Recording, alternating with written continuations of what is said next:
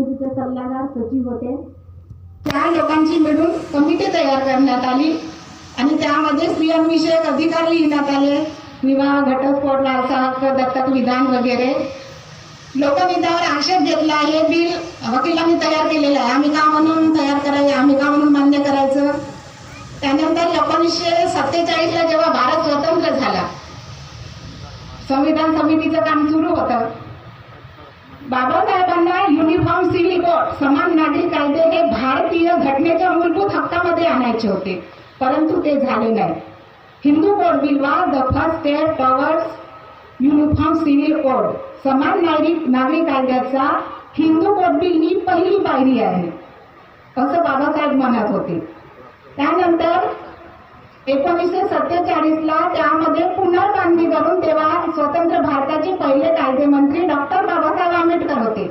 त्यांच्यामध्ये काही बदल करून हिंदू कोड बिल फायनल करण्यात आले आणि त्याची 8 कलमे तयार करण्यात आली हिंदू कोड बिलाची.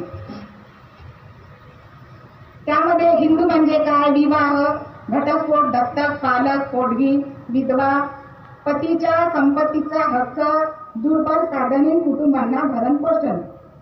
1949ला तसं ते म्हणजे मंजूर झालं असतं, परंतु हिंदू कोड बिलाला संसदेत आणि संसदेबाहेर कट्टर विरोध झाला. राष्ट्रपती डॉक्टर राजेंद्र प्रसाद यांचा त्या हिंदू कोड बिलाला विरोध होता. पंडित जवाहरलाल नेहरू आणि बाबासाहेबांचं बऱ्याचशा अशा गोष्टी होत्या की त्यांचं पटलं नाही, परंतु ही एक बाब होती की ते दोघेही हिंदू कोड बिलाचे समर्थक होते. त्यावर 4 आक्षेप घेतले. पहिला आक्षेप होता की हिंदू कोड बिल तयार करताना लोकांचं मत विचारात घेतलं नाही.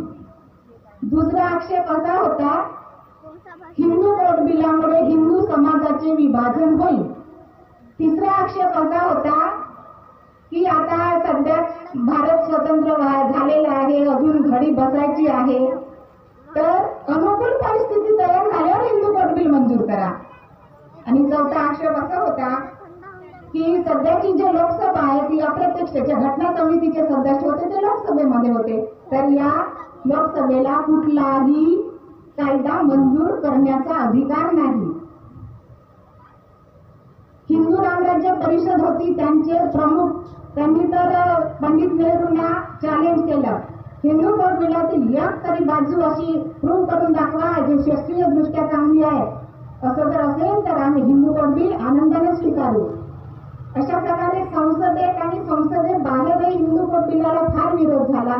ते तर जाऊ द्या, ज्यांच्या हक्कासाठी बाबासाहेब लढत होते, संघर्ष करत होते, हिंदू कोड बिल तयार करण्यापासून त्याचं अधिनियमात रूपांतर करण्यापर्यंत प्रचंड संघर्ष केला, पण स्त्रियांनी सुद्धा त्या हिंदू कोड बिलाला विरोध केला.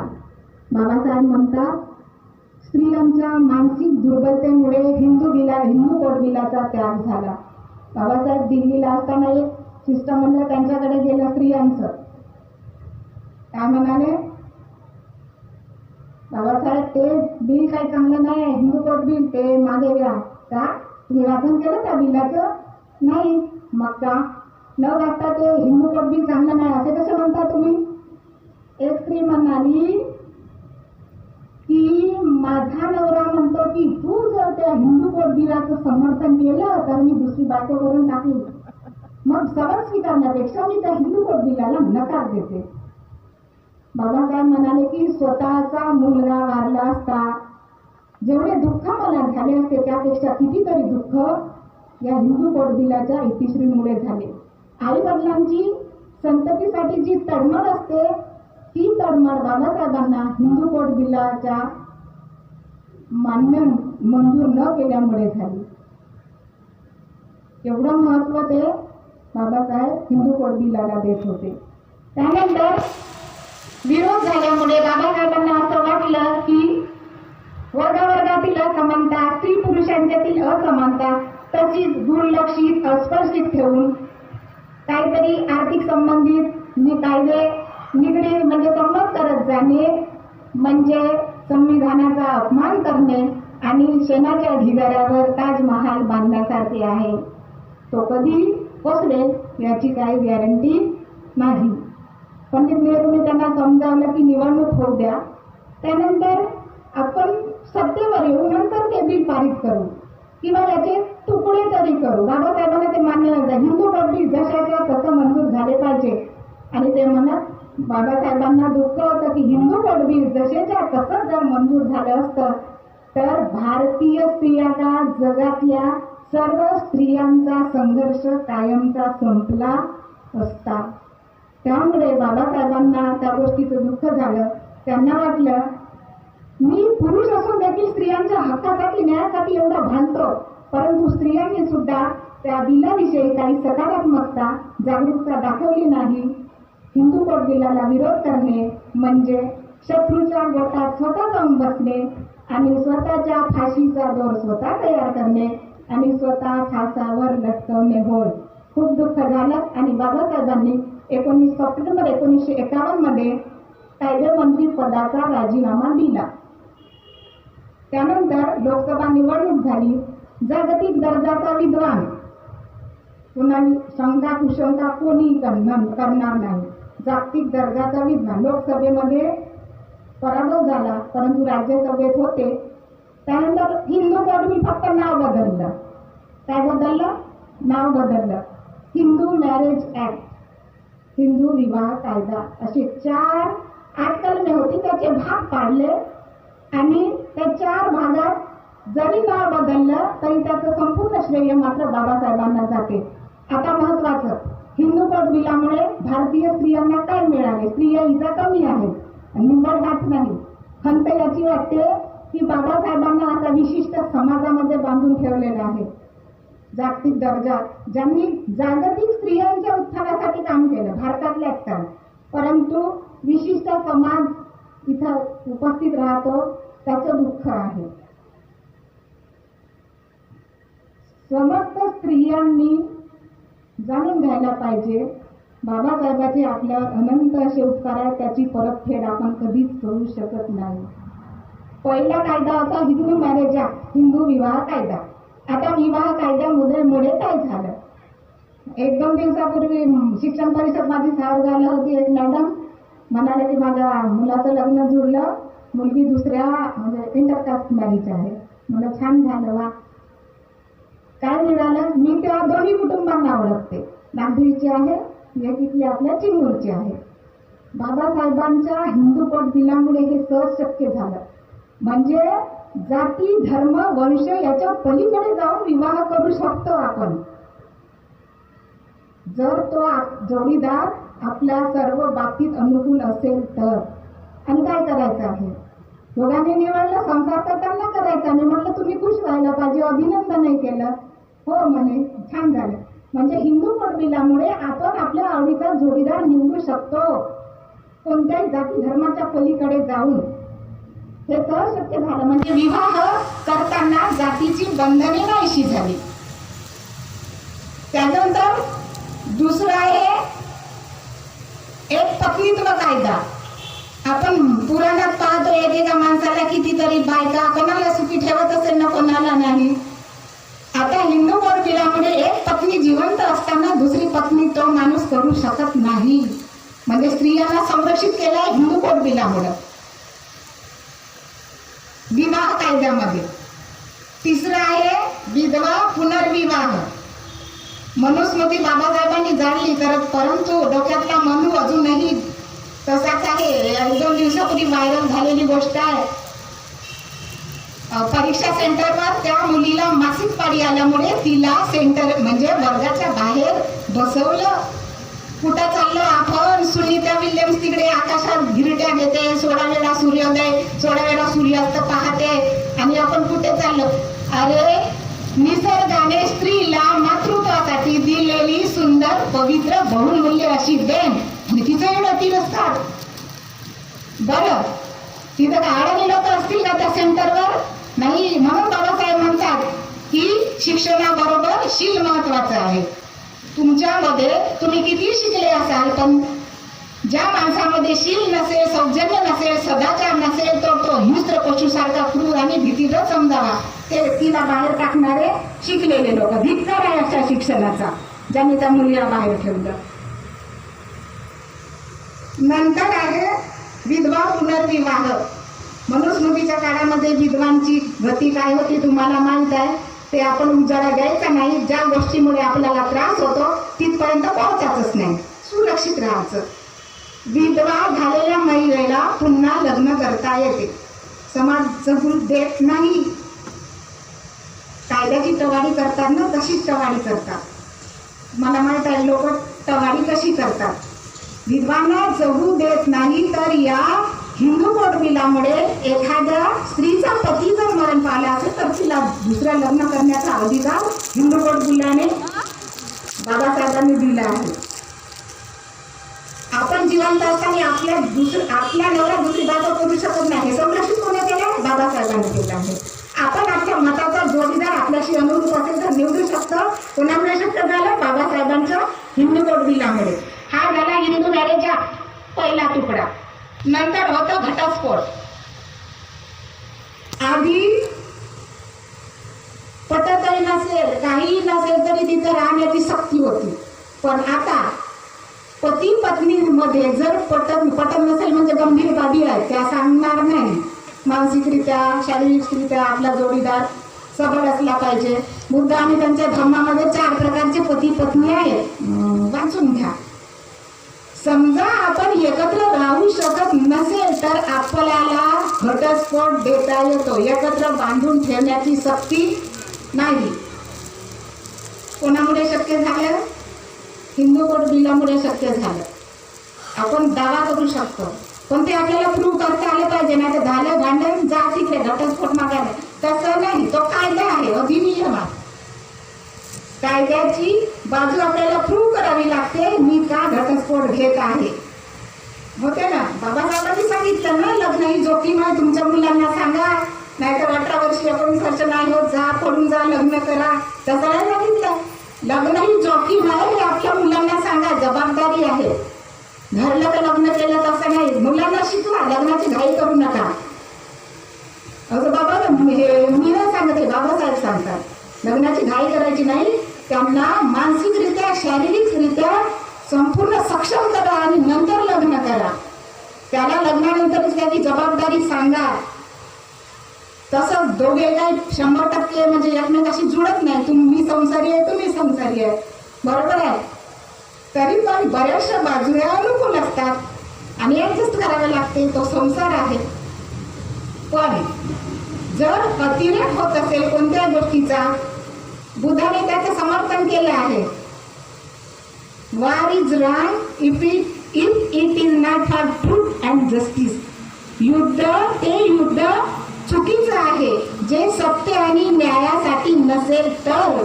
पण सत्य आणि न्यायासाठी जर तुम्हाला युद्ध करायचं असेल तर त्याचं समर्थन बुद्धाने केलं आहे. अन्याय सहन करायचा नाही हे बुद्ध सांगतात. बुद्धाने सुद्धा त्याचं समर्थन केलं आहे. तर विवाह कायदा, दुसरा आहे डिव्होर्स ऍक्ट म्हणजे घटस्फोट, तिसरा आहे वारसा हक्क. मुलीला तिच्याच्या संपत्तीत अर्धा वाटा मागण्याचा अधिकार दिलेला आहे. आधी मुलीला तिच्या लग्नामध्ये दिलेल्या वस्तू, तिचे दागिने दिले की जा बाई तू आपल्या घरी, आता इकडे याय मागायला यायचं नाही. तसं नाही आहे. ती मुलांबरोबर अर्धा वाटा पित्याच्या संपत्तीचा मागू शकते. विधवा महिला तिच्या पतीच्या संपत्तीवर दावा करू शकते मुलांबरोबर. हा आहे वारसा हक्क. त्यानंतर दत्तक आणि पोटगी कायदा. स्त्रियांना दत्तक निवडण्याचा, दत्तक घेण्याचा, दत्तक देण्याचा पूर्णपणे अधिकार आहे. आणि खुशीनं सांगावं असं वाटते की आता समाजामध्ये पहा तुम्ही, दत्तक घेताना पहिली चॉईस ही मुलींची असते. तुमचा अनुभव काय आहे मला माहित नाही, पण पहिली निवड ही मुलीची करतात. जुली हसत आहे, अभिनंदन. तिला म्हणजे वाटलं की मी नाही का, जुलीचं अभिनंदन. आणि आहेत असे नातेवाईक आहेत आमचे आणि समाजामध्ये पाहतो. आणि मुली आई वडिलांशी जेवढ्या भावनिकरित्या कनेक्टेड राहतात तेवढे मुलं राहत नाही, ही गोष्ट पण तेवढी सत्य आहे. त्यामुळे त्यांची पहिली चॉईस ही मुलगी दत्तक घेण्याची असते. या ठिकाणी मला आनंद वाटत आहे. विजय मॅडमने सांगितलं, अभ्यास केला, सांगितलं, सांगण्याचा प्रयत्न केला आणि एवढा सुंदर कार्यक्रम या ठिकाणी घडवून आणला. मॅडमने मला खूप मोठ्या शब्दात सन्मान केला. गाड्या अभ्यास नाही आहे माझा, पण ज्यांच्यामुळे मी प्रतिष्ठेसह जगते, ज्यांच्यामुळे मी सन्मानानं जगते, त्यांच्या प्रती कृतज्ञता बाळगणे मी माझं परम कर्तव्य समजते आणि जिथं बोलवते तिथं नकार न देता जाते आणि तिथून मला बरंच काही मिळते ते घरी घेऊन जाते. मीच तुम्हाला देत आहे तसं नाही. या ठिकाणी डॉक्टर सुरक्षा, डॉक्टर जुली, डॉक्टर प्रांजली शंभरकरताई गेल्या वाटते. चारही मुली समोर, चारही डॉक्टर. चला, त्यांच्या भावी जीवनासाठी खूप खूप शुभेच्छा. आणि काल तुम्ही ज्या बक्षीस स्पर्धा घेतल्या त्यांच्यामध्ये मला एकच मुलगा समोर होता, बाकी सर्व मुली होत्या. मला विचार येत आहे, मुली समोर जातील तर त्यांना म्हणजे जोडीदार कसा मिळेल, मग त्या खूप शिकतील ना, मग त्यांच्या बरोबरीचा कुठून मिळेल. विचार मंथन सुरू आहे माझं, कारण इथे चारही डॉक्टर मुली होत्या, बरोबर आहे. मग त्यांच्या लायक मुलगा कुठं मिळेल. 4 मुली आल्या तर 4 मुलं आले असते, समानता झाली असते की नाही. बक्षीस घेणाऱ्यामध्ये तेच आहे, शाळेमध्ये तेच आहे. मी टीचर आहे. वर्गाचा दर्जा जर पाहिला ना तर सरासरी मुलीच समोर राहतात. तुम्ही 10वी 12वी परीक्षेमध्ये पहा, सगळ्या मुली समोर राहतात. बाबासाहेबांचे त्यागाचे परिणाम आहेत. बाबासाहेबांनी स्वतःची 4 लेकरं मातीत गाळली. स्वतःच्या पत्नीला अजिबात वेळ दिला नाही. त्यांचा जो काही संवाद व्हायचा तो फक्त पत्रातून होता. एक भावनिक पत्र आहे, मला इथं सांगावं असे वाटते. प्रिय रामू, नमस्ते. काही निवडक वाक्य आहेत. मला माहित आहे रामू, तू खूप गरिबीत दिवस काढतेस. तुला माहेरी सासरी दोन्ही ठिकाणी खूप संघर्ष मिळाला, पण या समाज हितासाठी माझं मन तट फुटतंय रमा. तू मला या मानवतेच्या लढ्यात साथ देशील ना. उच्च दर्जाचा उच्च विद्या विभूषित माणूस आपल्या अडाणी पत्नीला म्हणतो, रामू तू मला साथ देशील ना. आपला मात्र कधी कधी पुरुष युग खूप दुखावतं बरं का, वाईट वाटे आहे ना. रस्त्यावर जाताना समोरून वाहन येतात, गाडी बरोबर जातात, सकाळी एकही गाडी चालवता नाहीये, नुसतं सुटल्या करता येतात. जाऊ द्या, आहे ना, खरं आहे का खोटं आहे.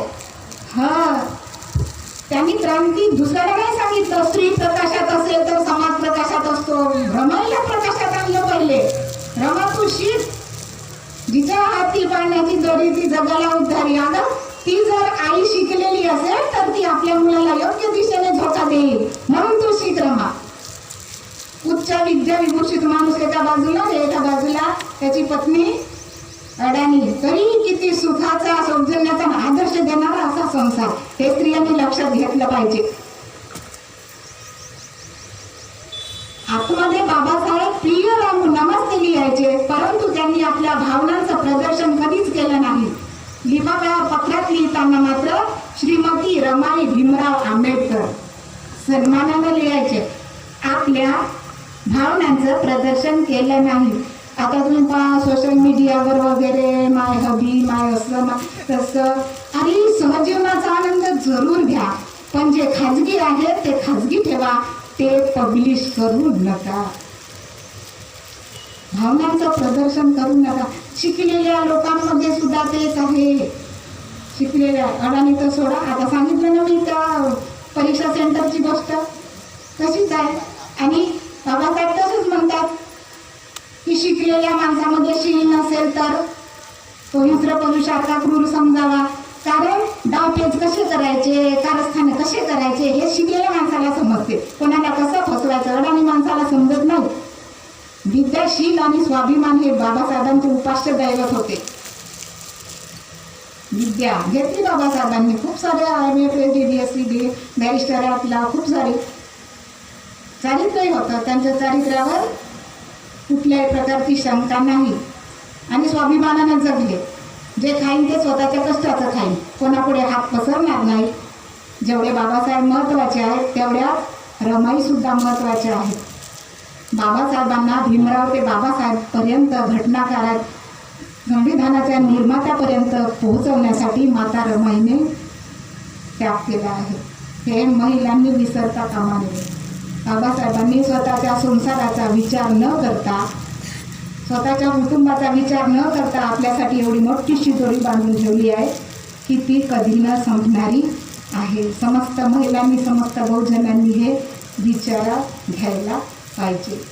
खंत एवढीच वाटते की विशिष्ट समाज त्यांची जयंती साजरी करतो. या ठिकाणी मला वाटत नाही इथंही ओबीसी माणूस असेल, नाही आहे. विशिष्ट याच्यामध्ये तिथं बांधून ठेवलं आहे. तर हे व्यापक स्वरूपात व्हायला पाहिजे. या ठिकाणी माझं बोलणं आपल्याला समजलं असेल असं मी गृहीत धरते. आपण सर्वांनी मला शांतपणे ऐकून घेतलं, तुमचा खूप खूप आभार मानते. या ठिकाणी ज्यांचा ज्यांचा सत्कार झाला त्यांच्या मम्मी पप्पा मुलांना पुढील भविष्यासाठी खूप खूप शुभेच्छा देते. यशस्वी व्हा. आणि माझ्या बोलण्यामध्ये काही त्रुटी राहिली असतील, चुका झाल्या असतील तर मला माफ करा अशी मी तुम्हाला विनंती करते. पुन्हा एकदा तुम्हाला बाबासाहेबाच्या जयंतीच्या खूप खूप हार्दिक हार्दिक शुभेच्छा देते आणि मी इथं माझं बोलणं संपवते. जय भीम.